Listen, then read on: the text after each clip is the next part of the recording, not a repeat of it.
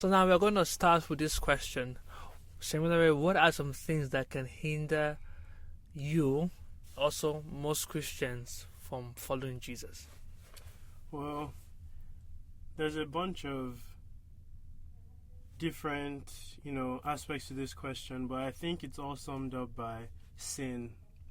Because if we define sin as, missing the mark, so if you think about it this way, if you're going one way, that is the path that, Jesus has made for you. You're following His will. And so anytime you sin, you go on the opposite path. And so each time you sin, you're going further and further away from what God has for you. So sin kind of places that block in between you and, knowing God, getting closer to God. When it comes to sin, we can have, like blatant sins, which could be like, lying. But we could also have sins that are hidden. And so things like sexual immorality or things like unforgiveness. When you hold these kinds of sins like unforgiveness and you are so involved in sexual immorality because it's hidden, it's away from the public, those kinds of sin, those are the ones that really impact our lives, because in our quiet place is the time where we're supposed to be so focused on Jesus. But when we hide these sins in our hearts, when we hold unforgiveness in our heart, it kind of eats at us and it kind of affects us psychologically and overall places that block between you and God. And because when it comes to sin, the only sin that isn't forgiven is the one that isn't confessed.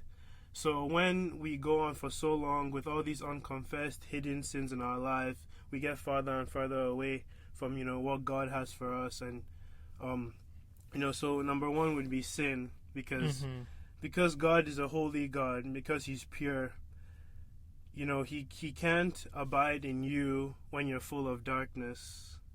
And so sinning and any aspect of sin, any kind of sin, places that block between us and God. Because so I'll go back to sexual immorality. Something like that doesn't just affect you spiritually, it affects you physically. Over time, that thing, has a hold over your life. It has a hold over your mind. And so when you now choose, okay, let me go and pray now, you're unable to pray because before you're even able to become intimate with God, God has to first cleanse you of all these wrong things in your mind. And it just affects you so much that you become discouraged, you become prayerless. And because prayer is something that brings you closer to God, because of our sin, we become prayerless. We don't read the Bible as much. We don't try and fellowship with other believers because, the enemy plagues us with guilt because of our sin. Over time, we become farther and farther away from God. So sin would be the one major thing. Another thing would be trying to please others. Like when Jesus came and He talked to His disciples, He said He wasn't doing things for the approval of man, but for His Father in heaven. So when we try and, walk this Christian faith, when we try and, do things for the gaze of others, when we try and, when we put ourselves in situations to be praised by man, that immediately puts an hindrance between us and God. Because in the end, that will create an idol in our life. We begin to do things for man. We begin to do things to edify ourselves rather than for God. So that immediately blocks us from, getting closer to God. And for one last thing, I would say is disobedience and partial submission. When we don't fully submit ourselves to God's will, when we don't fully obey, and when we're inconsistent with our pursuit with God, it's really hard to really build intimacy and really understand who God is, because seek ye first the kingdom of God and all these things will be added unto you. So most times when we try and do things our own way, when we try and get through situations in our own way, and we don't fully submit to the will of God and we don't fully submit to the commands of God, that ultimately places that block between us and God. And so those are just a couple of things, but they can all also be summed up by sin, because if sin is missing the mark, anytime you miss the mark, you're not going to be walking in line with God's will. So I'll say that for now. Thank you very much, Shemlori. That is actually wonderful. You gave a lot of points there. I'd like us to go into the Bible now. There's a Bible verse that's in the book of Matthew chapter 16 verse 24. It says, "Then Jesus told his disciples, 'If anyone would come after me, let him deny himself, take up his cross, and follow me.'" So Shemlori just spoke on sin. You can call him Sam, just spoke on sin. Do you know that one of the roots of sin is self, pleasing yourself? So here in the Bible, Jesus Christ is calling people to follow him, but he says that the requirement is that you deny yourself. It's not going to be anymore about you, it's not going to be all about him. So yourself is one of the things that can hinder you from following Jesus. So God is saying that let everything go. Let the pride go. Let the pleasures go and come to me. I am eternal pleasure. So that's what I believe is one of the things that you can do to follow Jesus Christ effectively. Now let's go to the next question. So we talked about the things that, the things that can hinder us. Now the question will be, why is it important? Why is it important to let those things go? Well, yeah. You just brought up Matthew 16. If you look at the verse 25, Matthew 16 verse 25 of that, it says, "For whoever wishes to save his life in this world will eventually lose it through death. But whoever loses his life in this world for my sake will find it, and that is life with me for all eternity." I think as Christians, our standard of living is Jesus Christ. So everything Jesus did and accomplished on this earth is what we need to walk in accordance to. And so because Jesus said, if you choose to give up your life, if you choose to, like you said, pick up your cross, if you choose to deny yourself right now for his sake, you can deny yourself for the pleasures of man, but when you deny yourself with the mentality and the focus of following Jesus, like it says, when we're able to deny ourselves for his sake, we won't lose our life, because after that, verse 26, "For what will it profit a man if he gains the whole world but forfeits his soul?" Because the soul is the only thing that lasts forever, and the soul is the only thing that, we're going to take along into eternity. So when we do things here on earth, denying ourselves is for that one day where our soul, and where we're going to be judged, and we eventually see where our soul is going to be. Because when Jesus was on the earth, he denied himself, and he bared all our burdens. He bared the shame, the sin, denying himself. And in the end, what happened to him? For the Father in heaven to glorify him. In the same way, if we truly deny ourselves for his sake, deny the pleasures of this world, deny, what this mortal body wants, it's for us to be glorified in the end. That's why it's important to deny oneself. And also, when you deny yourself, it kind of sends a message that, you're saying that this life that you're living isn't yours. This life, I'm giving full submission to God. And so that alone will show God that you're serious, and that you understand that to die is to gain, like Paul said. So to die in this world is to gain. And we're gaining because the things here on earth are only earthly treasures. They perish. But the one thing that is priceless is, eternal, that God has promised, is the eternal happiness that God has promised. But that only comes with denying yourself. So that's why it's important to deny oneself. Okay, that is very, very good. Thank you very much, Shemlori. Amazing. So we have talked about some hindrances, ourselves, talked about sin, sexual immorality is one of them. Now let's go to the next question. So I'm a kind of guy that I never entered into a relationship when I was young. Like 14, 15, 16, 17, 18, 19, 20, 21, 22. I never had anybody. So I think that actually helped me to stay focused. I have watched videos, I've seen, how relationship, requires time and attention and commitment. Like, as a young guy, how can I commit to a girl that is not my wife when I have Jesus to commit to? There's a conflict of interest, because in marriage it's a whole different ball game.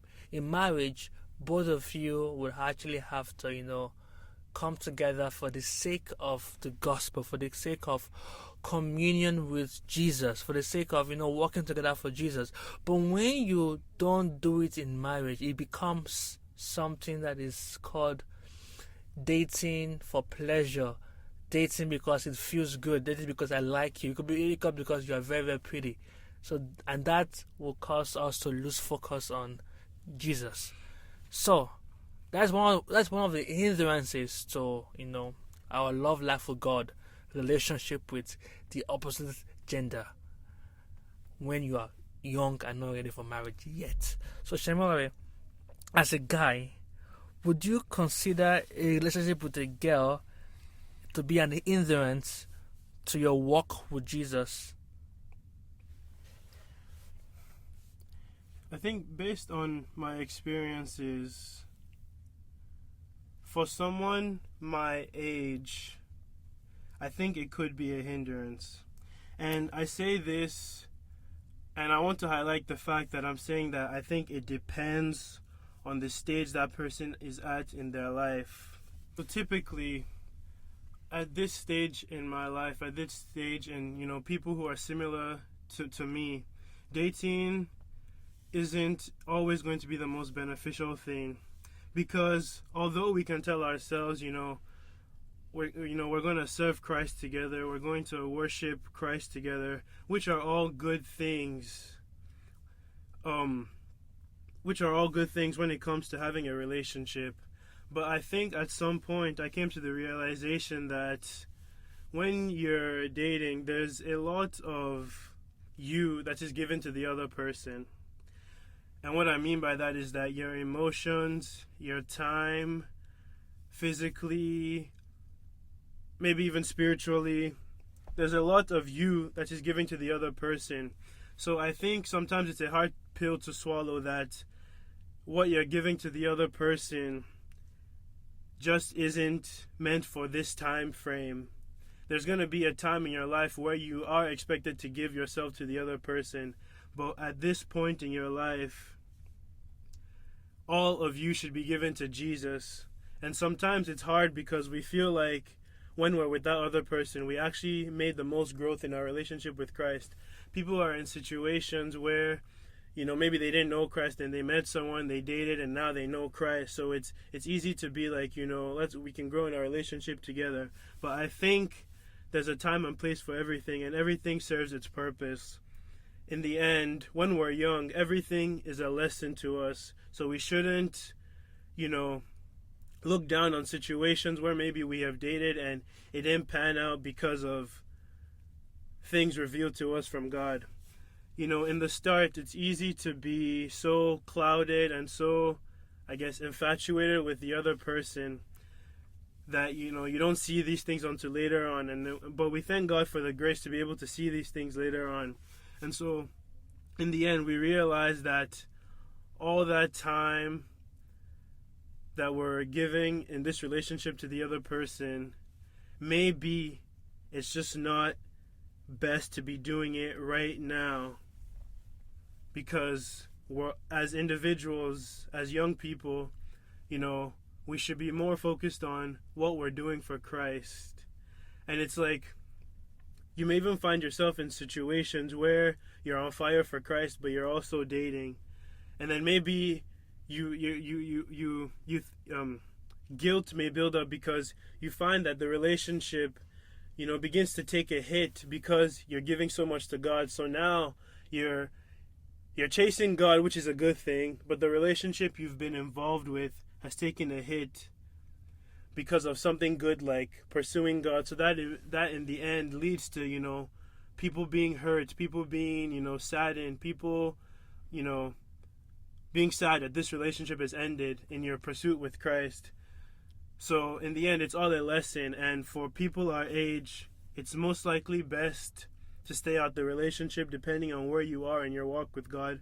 And where we are in our walk with God should be only devoted to Christ. So I would say that it all depends on who you are. And, it's important to pray. And it's important to seek, guidance, and know that not everything that, may be good, not everything that isn't a sin will be beneficial to us. Amen. That's what I'll say. Thank you very much, Shimon. That is actually very, very powerful. I love that. Thank you for sharing. That's deep. You're a man of wisdom. I like that. So I want to say this to the young guys in the house today. So the Bible says, whoever finds me finds a good thing. And then says, whoever finds a wife. Sorry. Whoever finds a wife finds a good thing. So actually, it says first that whoever finds me finds life. Whoever finds a wife finds a good thing. So is the finding of God first before you find a wife. The Bible does also say that whoever finds a girl, says whoever finds a wife. That means, as a lady, right now, you should be finding Jesus and also working in yourself to become like a wife. To become like a wife material. There are girls right now that are not women. They are not like wife material because they are still immature in every area of your life. As a guy, some guys are not mature, so they're still boys. They're not men. So, do you know that when I was growing up, when I was 19, 20, I was already mature and acting like a man because of my relationship with Jesus. Right now, Shemulawe, let's say 22, 21, 20, I was already like, how do I say this? Like, marriage was already a possibility at my age. Not because of how young I was, but because of how mature I was spiritually. So what I'm going to say is this, that... Sorry. Yeah, thank you. So what I'm going to say is this, that as young guys, as young girls, we need to find Jesus. We don't need to chase after a relationship. The Bible says that it was when God said to Adam that God said that it is not good for man to be alone. You get to a point in your life whereby God will say that similarly, it's not good for you to be alone. Now I'm going to bring for you somebody to assist. So a relationship is not the best when you are chasing after Jesus. It will trip you up, it will make you fall, so it will take your eyes away from God. When you are young, you have all the time. Trust me, you have time on your hands. You can pray for hours, you can fast, but when you get older, responsibilities start coming. So why don't you use your young days, your youths right now, to follow Jesus, to follow him hard, so you can actually get more of him, so that you can, like, it's like an investment into your future. So that's what I think it is. So yeah.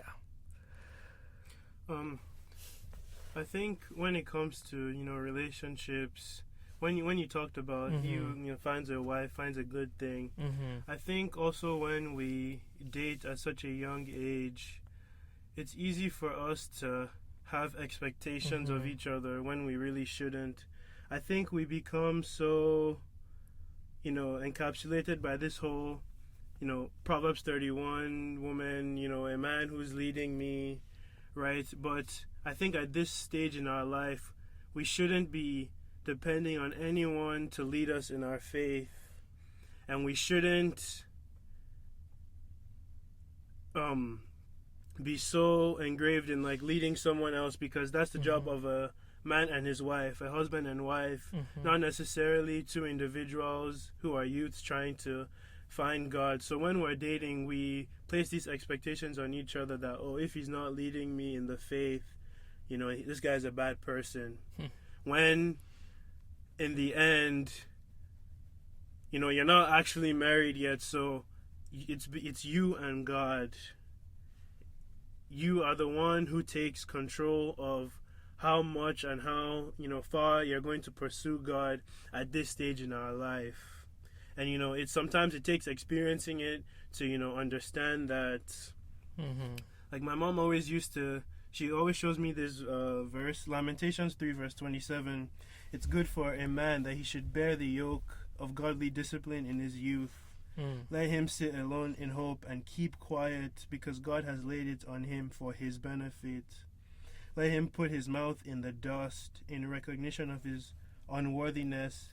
There may yet be hope. There's various ways to interpret this text, right? It could be through sorrow, but if I'm placing this in a lens of dating, it's good for a young man. It's also good for a young person, a young lady, to bear the yoke of discipline in his youth. So I guess this is a time for us to really be disciplined. And even though we really want to be involved in relationships, and even though it's sometimes it's hard to understand that when we've become attached to people, but it's good for us to bear the yoke of discipline right now rather than later.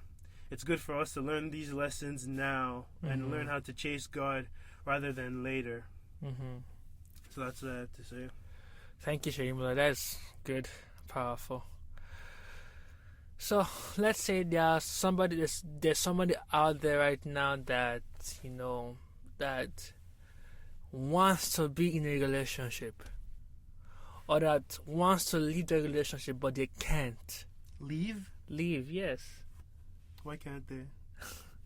Actually, I have an answer to that question. I'm just asking rhetorically. The Bible says, "Oh, test and see that the Lord is good." There's a void in the heart of a young girl and a young man to find love. There is an everlasting love in Jesus that can last you to marriage, so that you don't go out and start looking for somebody to fill that tank. God will fill your love tank. You need somebody to tell you that he loves you or she loves you. Jesus can tell you that he loves you. So what I would advise is that just go to God and say, God, please fill this void in my heart. And know that you don't want me yet to have a relationship, a relationship yet. So God, I ask that you fill this void in my heart. And when you ask him, he's going to come in and it will be your lover till the day that you get married. Yeah. So the next question I'm going to ask you, Shamila, is this. You are an athlete. Let's talk about what athletes do if they want to win the trophy. How do they discipline themselves for them to be qualified to be a winner? How do they discipline themselves? Well, it all starts with having a plan. When you're able to make a clear plan of what you want to do, that's the basis of it. And for me, I play basketball, and that's a team sport. So my coach always used to say, like in high school, my coach always had this quote. He would say, the strength of the pack is in the wolf, and the strength of the wolf is in the pack. Meaning that how strong you make yourself as a player is only going to strengthen the team. And as the team gets stronger, that's how much better you're going to get as a player. So when it comes to a sport like basketball, it's in everybody's best interest for you to become better as an individual. So, and this means, waking up early to, train. When it comes to discipline, the things you're eating, these are like the hardest parts, and only those, I guess, who really tune into these parts and stay disciplined in these parts, end up being successful, getting the trophy, right, winning. So those who are disciplined in what they eat, the time they sleep, and it's very, very hard to stay disciplined in these aspects. It's very hard, but it's those who are able to stay disciplined with those aspects that end up coming out on top. And so if you're able to be consistent in anything that you do, if you're able to give your all to, getting better at, your said sport, when you come to the practice, it becomes easy for you to work hard. It requires you to be attentive. It requires you to be, to persevere throughout the season so that your team will come out on top. So it starts with you, and then once you've built up yourself, when you do go to the practice, you're able to kind of all bounce off each other and have this goal in mind where you're all coming together because you've all done the work on your own. So now you're putting everything together. You're dealing with injuries. You're dealing with, people committing. If you don't come to practice, you're not going to be successful. And so then when you do come to practice consistently, when you consistently give effort each and every day, when you consistently get better each and every day, that's how in the end we come out on top, right? And we all end up where we want or need to be. So it all starts with ourselves, disciplining what we do in our day-to-day life to eventually get a prize. So yeah, in this case, the prize is Jesus Christ. He's a prize. The prize is us making it to heaven. That's the prize. The prize is us being close to Him. That's the prize. So if He is the prize, then we have to do all that we can to make sure that we get that prize. The devil's going to come to tempt us. He's going to come to hinder us. But our goal is by the help of the Holy Spirit is to jump over every hurdle. Through wisdom, through prayer, through asking for help, because we cannot afford to lose that prize. Because of Jesus, we want to say to every lady, break up with your boyfriend. Because of Jesus, we want to say to every guy, break up with that girl. Because of Jesus, we want to say, let everybody go that will not support your new lifestyle of following God. Because what you will get from chasing after God is so precious that gold, money cannot buy. Money cannot buy the result you will get from following God. The guy that chooses to say no to a girlfriend right now will get a very, very beautiful, wonderful wife in the future. Because God promised that yes, you were going to get, that nobody that deny family, things, people, follow Him will, perhaps like they will get it in 10 folds, 100 folds, thousands of folds, and they will have eternity and Him to enjoy. So I want to encourage everybody today to please focus on Jesus. So Samuel, any final words? Nothing really. Just want to say thank you for having me. Because do you think there are situations where someone is unable to leave that relationship. I know, like, we can talk a lot about bringing each other closer to Christ. Do you think there's situations where people are still able to be involved in relationships at this age and still pursue Christ fully in the hopes of, marriage?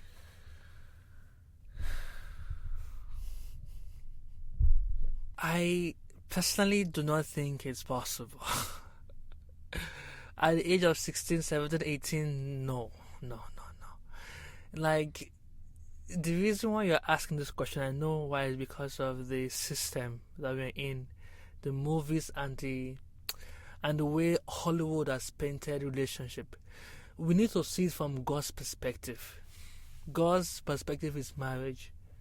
You can be somebody's friend, but you cannot afford to be more than friend right now, because you are in a battle between light and darkness. The devil wants to kill and destroy your life. So allowing somebody to come into your life to be too close to you, that they'll be hugging you, they'll be kissing you, to the point that you don't know what happens, you just get carried away and you commit immorality at a very young age, that would destroy your destiny. Trust me, it will kill your future. So what I would say is this, that you put a hold on it and let it be marriage to bring you and someone together. It's okay if at 18 you want to get married. Go and get married. That's the purpose. Find somebody, get married, but having, like, in the Christian faith, we don't call it girlfriend. We call it being in a courtship, fiance. So yes, at this age you can get a fiance, you can get but not somebody on the side with no plan in the next year to come together and bond. So that's what I think. Okay. Thank you. So yeah, thank you all for watching today's episode. I really, really appreciate. So I hope we'll see Shamilore again in the next few videos. But yeah, this is the video. Hindrances to our love life with Jesus must be avoided. Thank you for watching. Have a nice day. Bye bye.